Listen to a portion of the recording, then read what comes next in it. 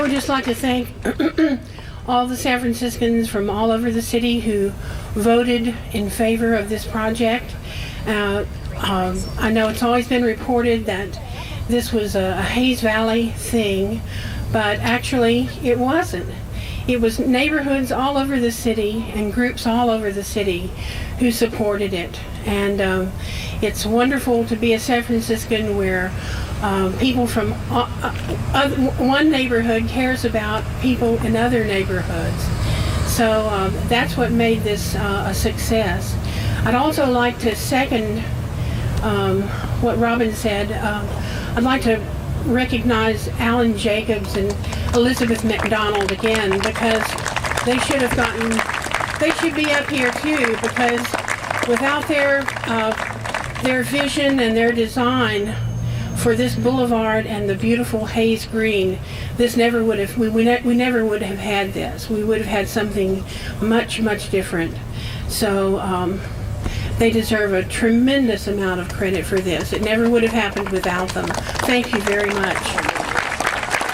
6, 5, 4, 3, 2, 1.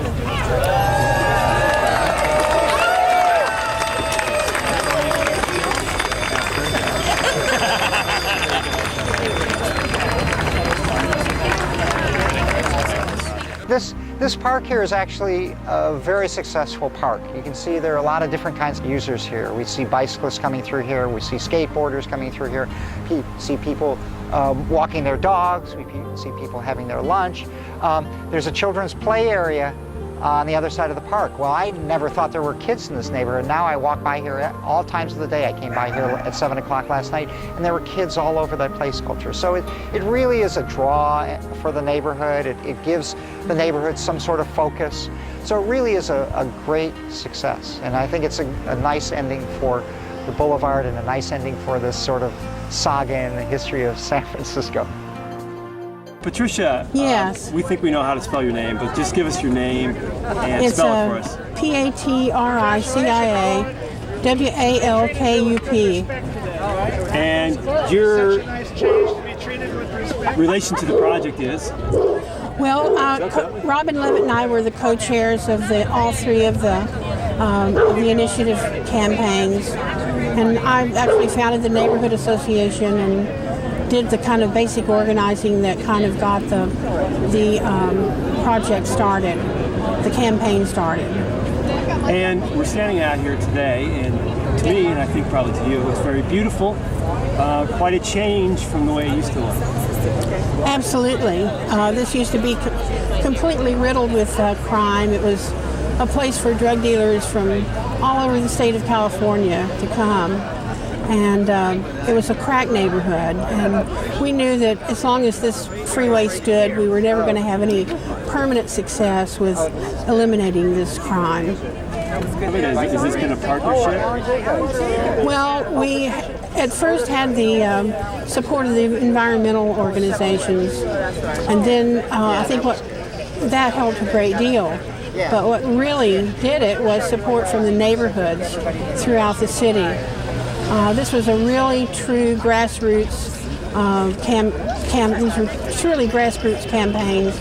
Most of our contributions were $25 and less, and actually most of our contributions came from outside the Hayes Valley neighborhood. So it was really neighborhoods throughout the city who supported us, all parts of the city who supported us. And so it was, I'm very proud to live in a city where neighborhoods support each other and see a greater need to improve the whole city rather than just being focused on their neighborhood. And I guess you met a lot of friends through this project. Oh, absolutely. Absolutely. We are very thankful to people from everywhere who helped us with this. Like I say, we didn't have a big, huge corporate funder, none of that.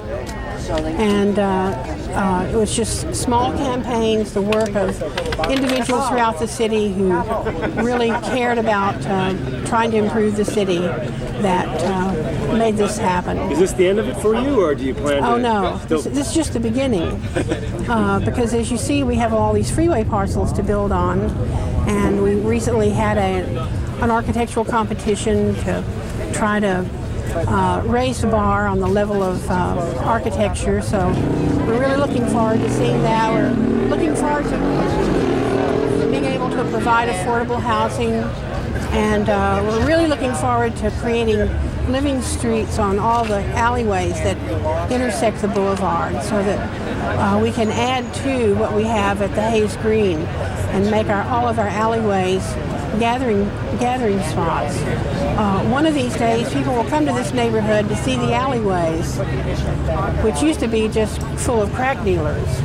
But they're going to be beautifully landscaped, and they're going to be made so that there are tables and seating and places for people to gather, and children can play in the street and so forth. So we have a long way to go.